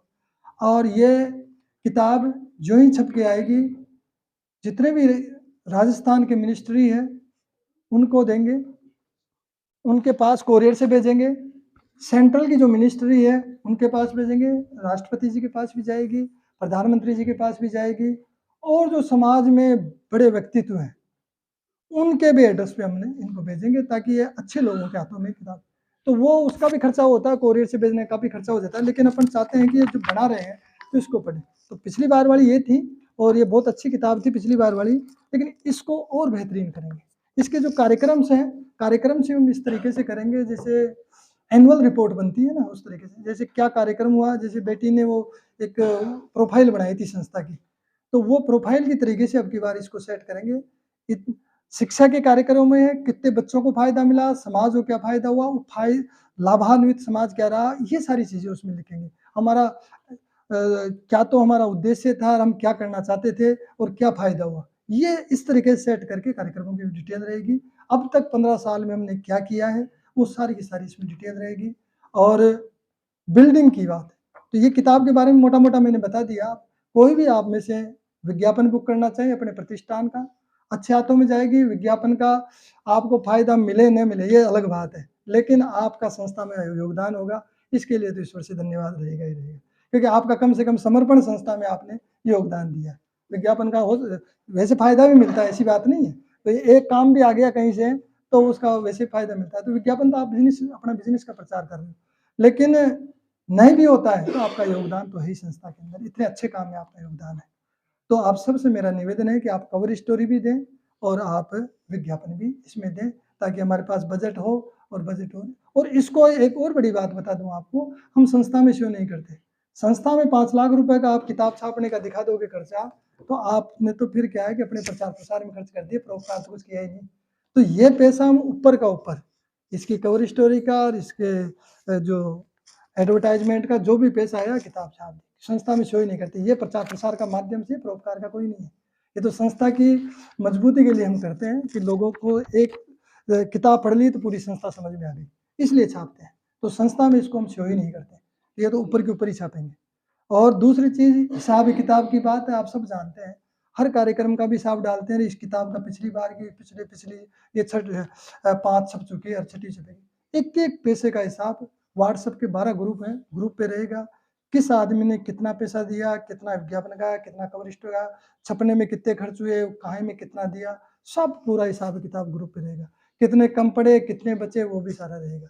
हमेशा कम ही पड़ते हैं, बचते तो नहीं है, लेकिन फिर भी वो पूरा हिसाब रहेगा। तो ये आपसे मैं प्रार्थना करता हूँ कि इसमें किसी तरीके का ऐसा संकोच नहीं करेंगे और ऊपर के ऊपर छाप रहे हैं, कहीं को झाला नहीं कर दे, ऐसा कुछ भी नहीं होगा। ये बड़ी ईमानदारी के साथ काम होता है। तो ये किताब के बारे में मैंने आपको जानकारी दे दी, प्रोग्राम्स के आपने जानकारी। अब मैं बिल्डिंग के बारे में थोड़ा सा बता देता हूँ। बिल्डिंग की कुछ फोटोज उसमें लाए हो क्या? तो बिल्डिंग का जो काम चल रहा है वो भी संस्था का सबसे बड़ा काम